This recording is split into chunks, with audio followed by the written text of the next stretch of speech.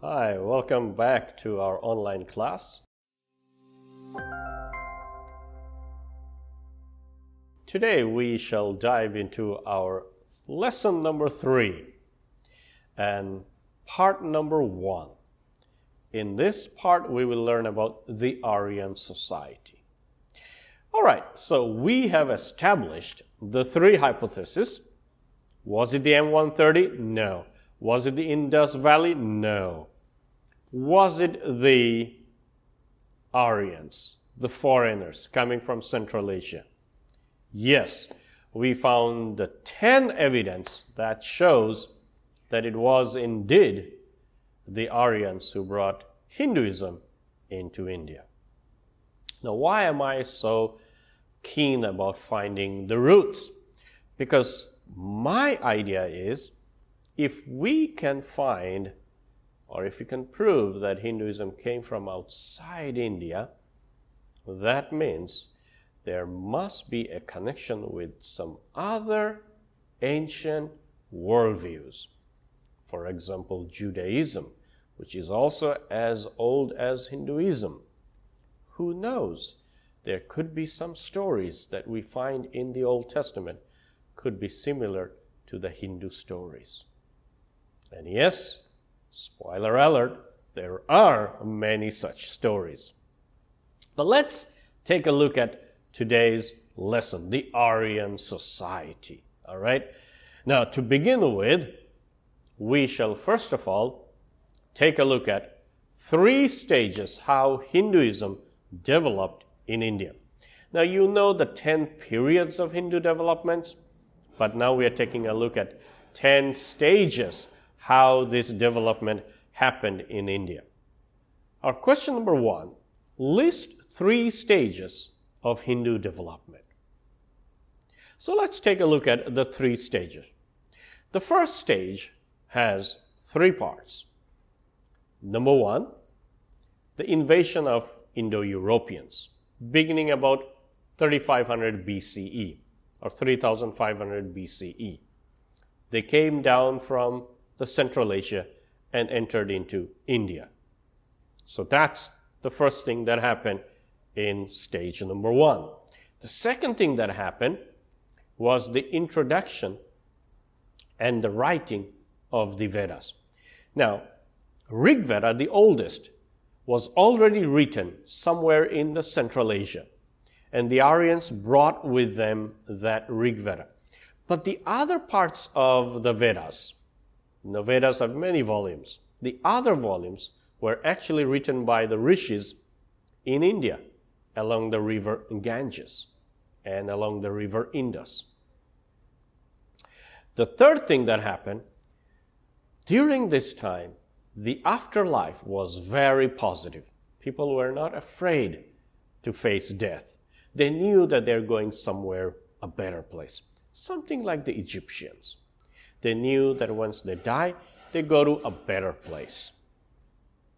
So those are the 3 things that happen during the first stage. Okay, you can take a look at that. Now let's take a look at the second stage. What are the 4 things that happen during the second stage?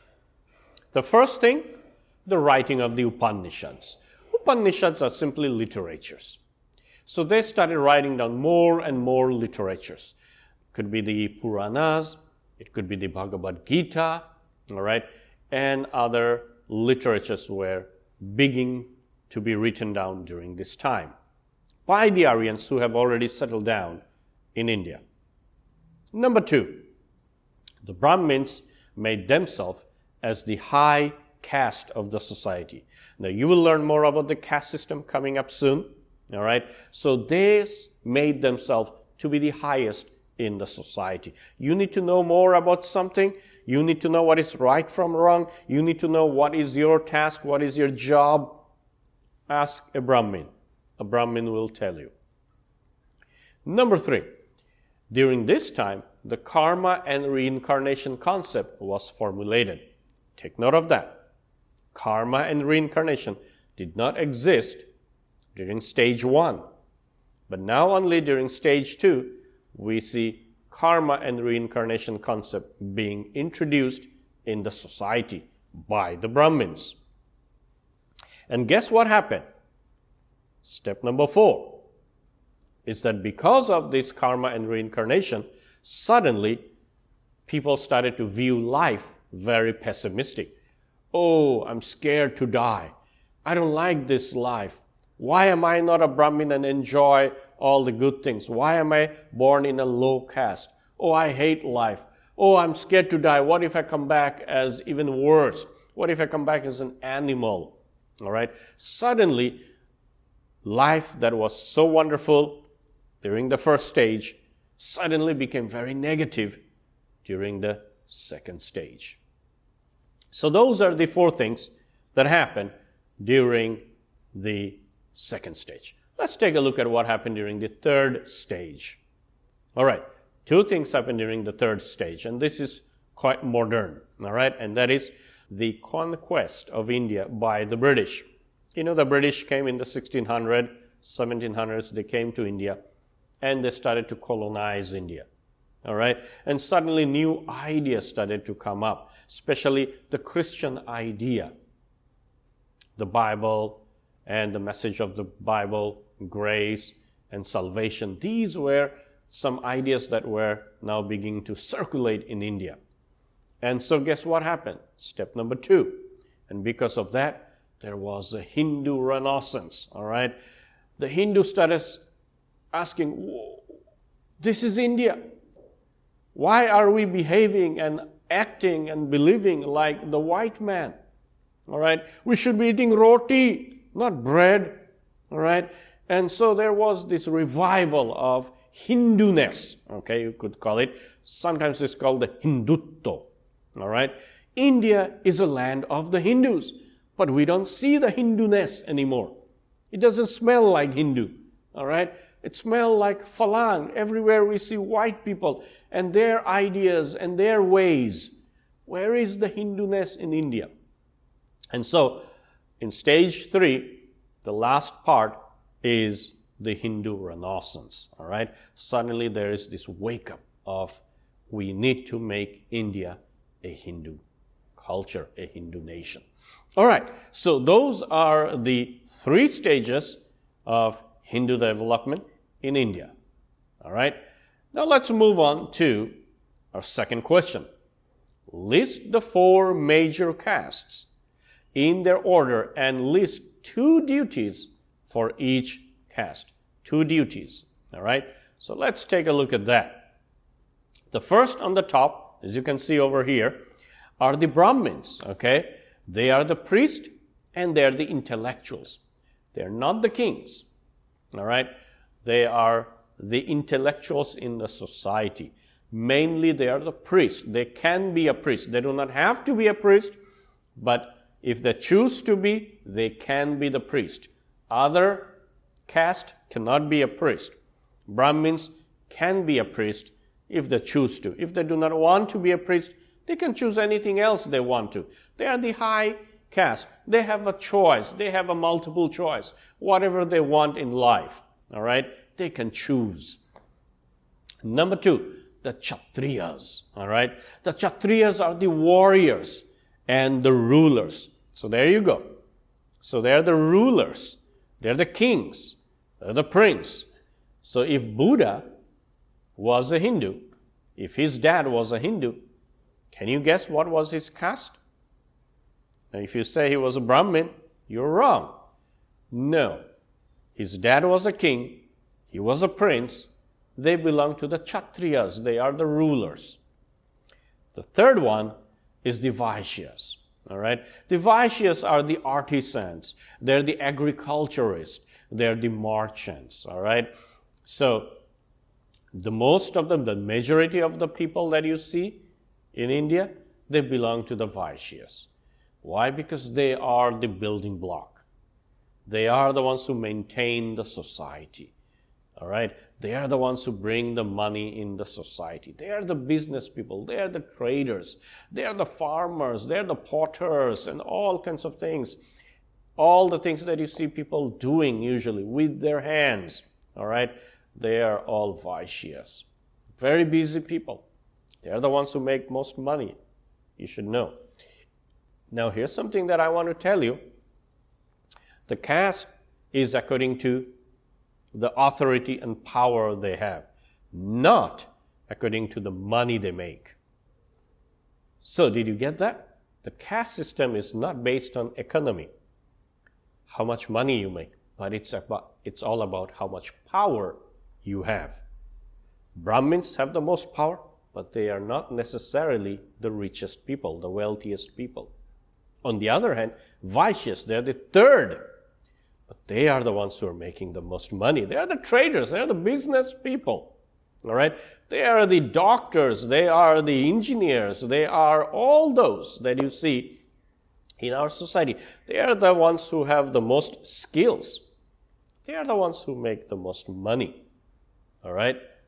Kshatriyas, on the other hand, they are the government people. All right? But you know how government people, they don't really make a lot of money. They get a salary from the government. So they have a fixed salary, a fixed income. They cannot be super rich. All right? Maybe the kings are rich, yeah. But not everyone in Kshatriyas, because they are warriors and they are the government workers. But Vaishyas, they have a lot of money.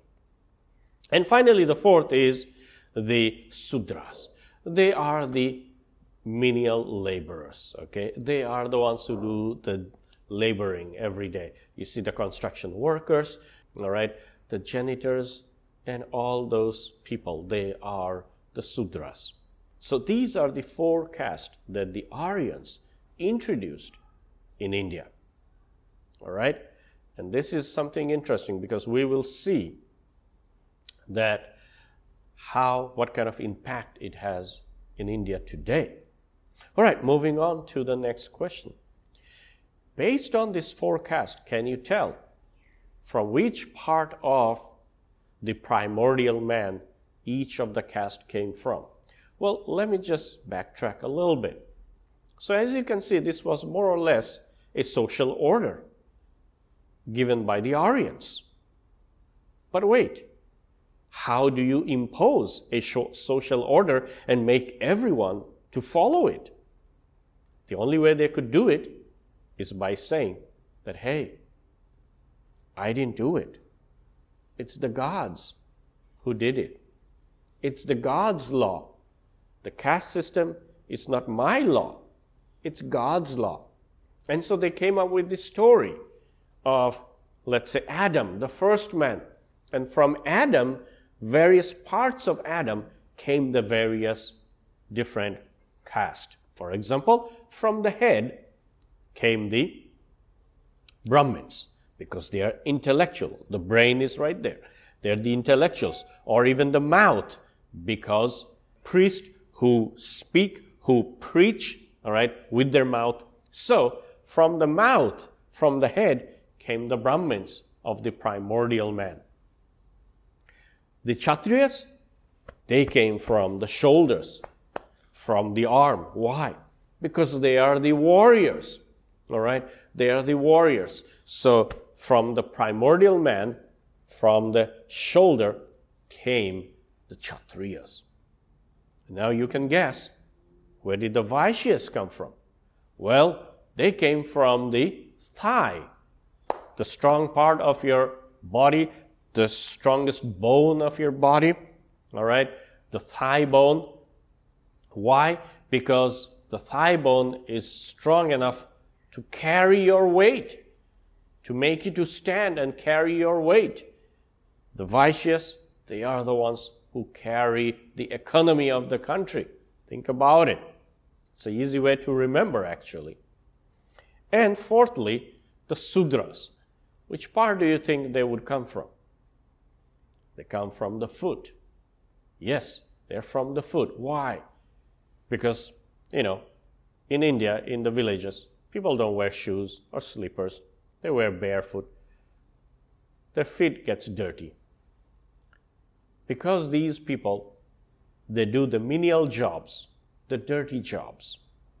That's why they're compared to the foot, which is always dirty. On the other hand, the head, which is the topmost part, is the cleanest, Brahmins come from the head, while the Sudras come from the foot. Interesting idea, right? Moving on to our next question. Who first introduced the caste system in India? Well, it was the Aryans, okay? They are the ones who brought this idea, okay? What was the motive? Why do you think they did this? Why?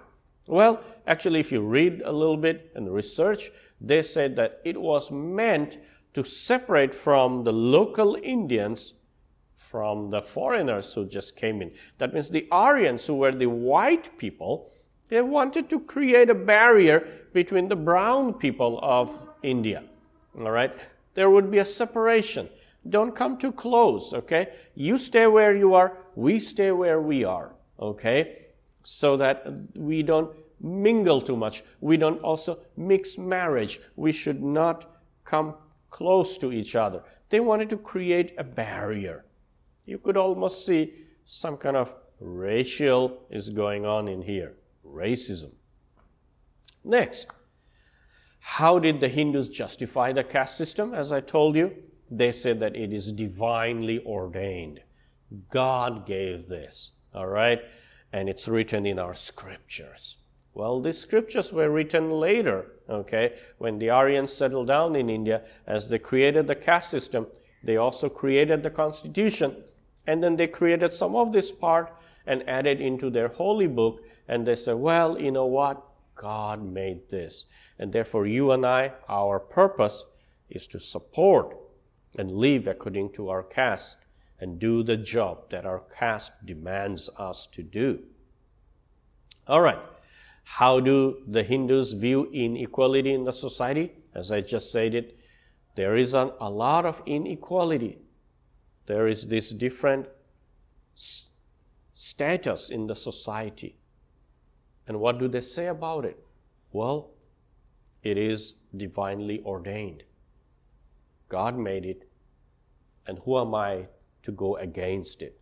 I should support it. You will notice later on Buddha will come along and he will totally disagree with this idea. All right, moving on. From which language does the word caste originate from? What does it mean?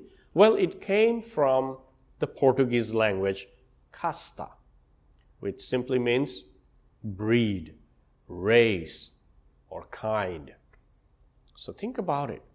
So what these Aryans were saying is that different colors are actually different race and different kind and different breed. That means you should not mix marriage between the colors. Look at the next question. What is the equivalent word for caste in Hinduism? The word in Hindi is varna. In my language, I call it borno. Borno or varna simply means color of your skin, the skin tone. Your skin tone is your caste. Your skin tone is your breed, your race. All right? So, I might be the same race as my friend here, but he might be a little fairer than me. We are different race. Wow, how is that possible? All right? But this was a way that Aryans did it so that people will not mix marriage. They will not mingle and intermarriage between the different colors. All right? To keep themselves pure. All right? The foreigners should be by themselves. They should keep their race pure, while the local Indians should keep themselves pure by being who they are, by intermarriage between them, while the Aryans would intermarriage only between them. That was the reason. Interesting idea. I want to end this video today with a short video clip from Michael Wood. Remember that guy? The BBC documentary, The Story of India? Well, he's going to travel to Varanasi, and he's going to show us that there is this group of people. They're called the Doom Rajas, the Lord of the Dead. All right? They take care of cremation. Without them, no cremation can be done. And yet, because they do the cremation for the dead, they are looked down upon. So sad. All right? Watch this video and answer the following questions. Once you're done, you can turn in that Google Doc, and I'll see you tomorrow. Bye.